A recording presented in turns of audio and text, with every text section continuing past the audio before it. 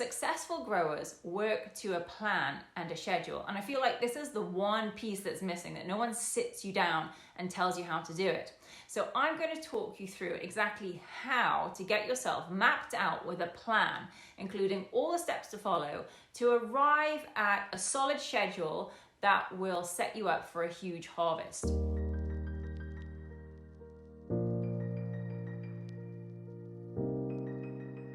Growing your own food, everybody knows, saves you money, it saves you time running out to the grocery store, it gives you fresh ingredients on tap, and don't even get me started on the health benefits.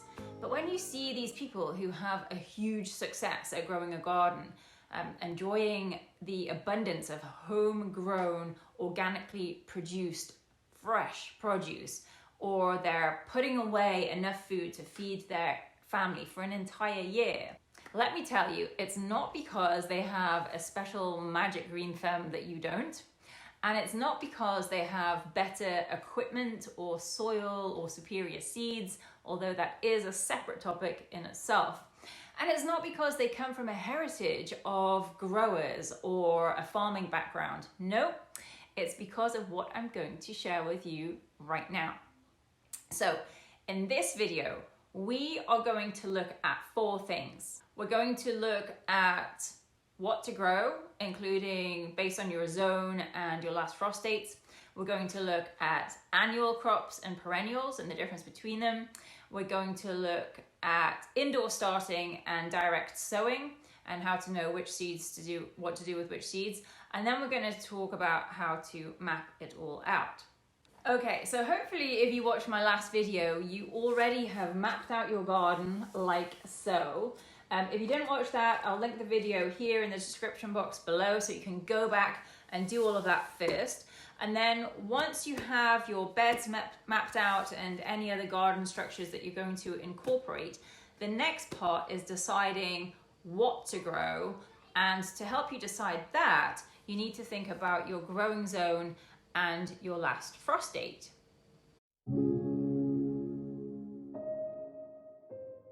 So step 1 is knowing your growing zone and your last frost date. And all that your growing zone is an assigned number which tells you how cold the lowest temperatures get in winter based on historic information. So if you live in the USA, you're going to go by the USDA plant hardiness zones. And if you're watching from the UK, you will check the Royal Horticultural Society information to understand the planting zones they assign to different geographical areas. So that information is basically going to guide you on knowing which plants will successfully grow according to the temperatures where you live. So with this temperature in mind, the next thing you're going to do is think about what you want to grow. The way that I do this is I make a list of the fruits and vegetables that I like to eat. I also think about things that we consume regularly or the things that I use a lot of in cooking. And then I basically go through them one at a time to see if they're going to suit our temperatures. Another thing you might want to do is to go through a seed catalogue, which might prompt your mind with ideas or give you inspiration of growing crops that you hadn't naturally thought about. The next thing that you want to decide upon is where to plant your perennials and where to plant your annuals.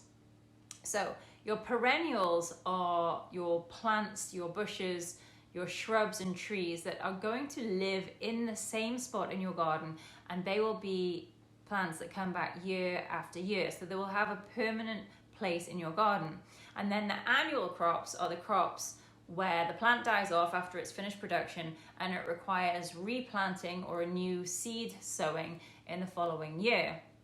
So a good way to do this, or how I do this, is I separate my list into the 2 categories, and then I assign where I want to plant different perennials, and then I know that the rest of the space is where I'm going to arrange my annuals. So just looking at my plan, this year I'm going to be adding blueberries up here, and then I'm going to be putting kiwis down here on an archway and grapes over there on the other side. And then I do want to establish an artichoke plant there and asparagus opposite. I may not get that planted this year, but I also do have raspberries coming and goji berries, which will go here, and I'm going to be starting them from seed. I also have designated beds for herbs, which are here, and once I've marked those in place, I can see that I have space left for my annuals, which will go in the other spots. The last thing to say on when you're planning the position of your plants is that it's good to take note of how much sunlight that particular plant likes per day, or if it's a plant that likes some shade and some sun, because this will help you strategically place your plants for the best results. Some plants love to be in the direct sun all day long, like 8 to 10 hours. Others, not so much. So after you have done your planning and you've made your list, the next step is to acquire 2 items. Firstly, obviously, buying your seeds, or if you are saving your own seeds, the seeds that you harvested from last year. I'm not going to get into that too much here, apart from to say that wherever possible, try to go for heirloom seeds, because that means you're going to be able to save the seeds from the plants that you grow. I ordered from 2 companies this year who were Baker Creek Seeds, which are based here in Missouri, so quite local to us, and then also Park Seed Company, which are a company I like to get my bare root plants from in South Carolina. And the second thing that you want is you want to buy a blank calendar that you can dedicate as your garden calendar. And I love this style of calendar because it has these little pockets in. I think my husband got it at Hobby Lobby. It was actually my birthday gift, but I'm going to show you why in particular I love these pockets. So this is where I get excited, because you can start to understand the potential of the harvest that you're going to have. So firstly, on your calendar, you are going to mark 3 important dates. So those dates are your last frost date, which for us is around the 18th of April. Then you're going to count 8 weeks back before your last frost date. For us, it is around the 22nd of February. And then you're also going to skip forward to the fall and put in the first frost date for when you're heading towards winter. And once you've got those 3 dates on your calendar, this forms the basis for how you're going to organize everything else. So if you need some help knowing your last and first frost dates, you can either ask a neighbor or a friend, or you can also look online. If you go to farmersalmanac.com, you can actually search by zip code, and it will give you the dates of suggested starting dates and planting dates, and it's really helpful and useful. So once you have those dates marked on your calendar, you're going to put your seeds in a pile. It doesn't have to be in any order. And you're going to take the first seed packet off the top. Now, depending on where you get your seeds from, on the back of the packet, they might have some information about starting the seeds. It'll tell you if the seeds are best started indoors or outdoors. It'll tell you how much sun the plants need. It'll also tell you what growing temperatures are best, how much space to put between the individual plants. So do not throw the seed packets away. If the information is limited or generic, then again, you can just look online. As I said before, farmersalmanac.com is really cool because it will actually allow you to download a PDF specific to your zip code, and that will give you the suggested starting dates. I think it also includes the transplanting dates and the harvest dates, crop by crop, which is really the information that we want at the moment. So for example, here are my black strawberry tomato seeds, and actually you can do all of your tomatoes together. And it gives me planting instructions on the back to start indoors 6 to 10 weeks before the last frost. So I'm going to split the difference. I'm going to average it out and count back 8 weeks from the last frost. So I have my last frost date here in April. I'm going to count back 8 weeks, and that takes me to the beginning of March when I will start them indoors. And I'll also cross-check it on the PDF, and when I'm happy with the date, I basically need 4 dates marked on my calendar. So as I showed you, I'm going to write down the date that I start the seeds indoors. And then I'm going to write down the transplant date for getting them planted in the ground. And I'm going to be making sure that I'm, for tomatoes, well clear of the last frost. So I've got it around the 14th of May, which gives a good 10 weeks after I've started them indoors. And then I'm going to count back roughly 10 days, because the third thing that I need to do is I need to mark on my calendar when to harden off the seedlings.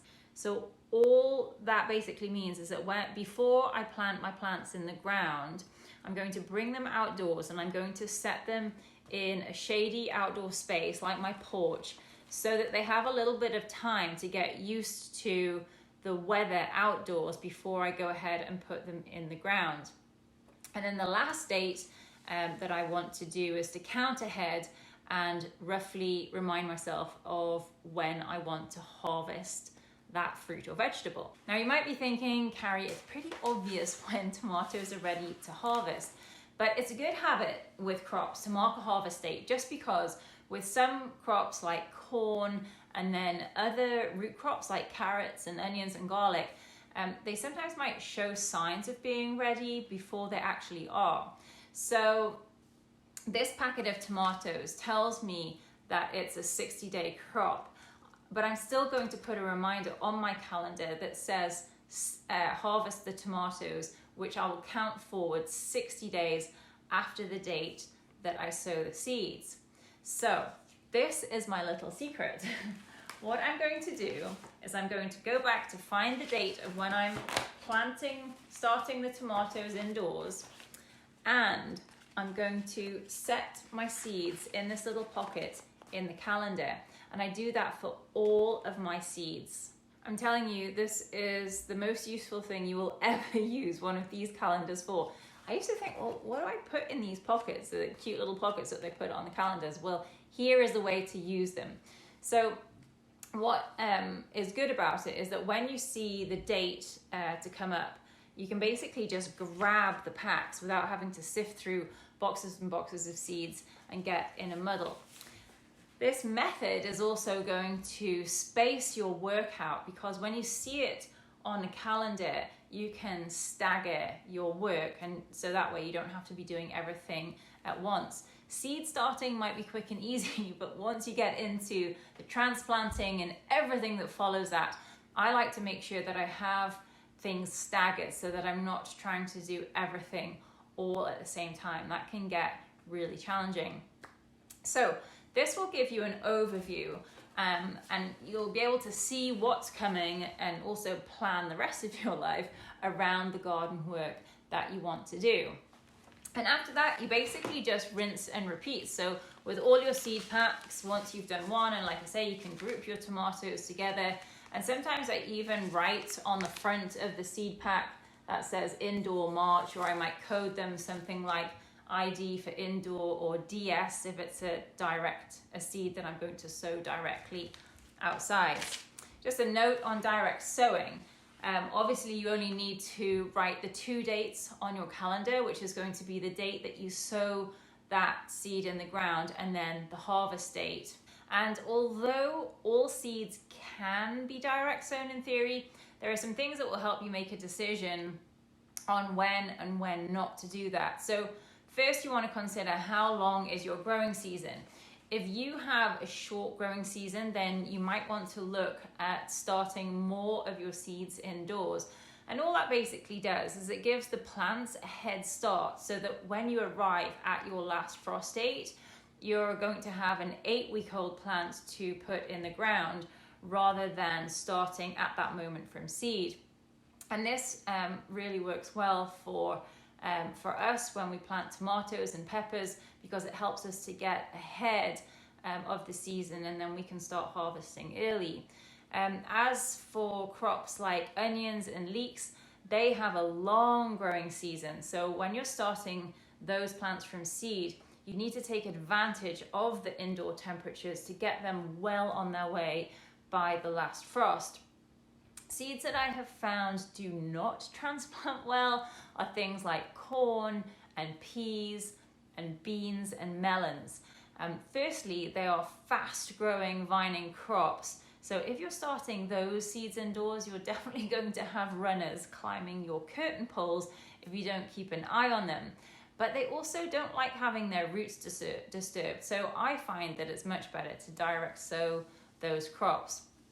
I actually did an experiment last year where I started a few corn plants indoors, and when I transplanted those starts, the seeds that I started indoors, at the same time I then put some extra corn kernels directly in the ground, and all of them grew well. But what I found is that the ones that I started in the ground directly, they actually caught up to and even overtook the ones that I had transplanted after starting indoors.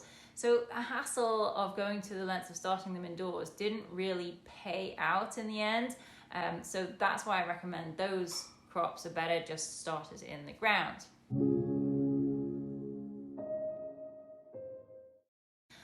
Okay, so lastly, with all of this information, we can go back to our map, and I like to color code my plants into perennials, which you can see here in green, and the location of those plants are not going to move. And then the rest of the space is assigned to my annuals, which I have then subdivided into two different colors, which are my red for spring planting and my orange for fall planting. So whether you plant your cool season crops in the spring or the fall is up to you. Where we live, I find that once the last frost date has passed, the temperatures here start to ramp up pretty fast. So last year, when I tried to plant my cool season crops like spinach and brassicas in the spring, they all went to seed because of the temperature spikes. Also, other cool season crops like carrots will actually grow well under the snow if they're started in the fall, and the results of cold temperatures actually produce sweeter and juicier vegetables because of how these plants concentrate their sugars in colder temperatures. Well, I hope this video has given you some practical help for getting organized with what you're growing and how you're growing.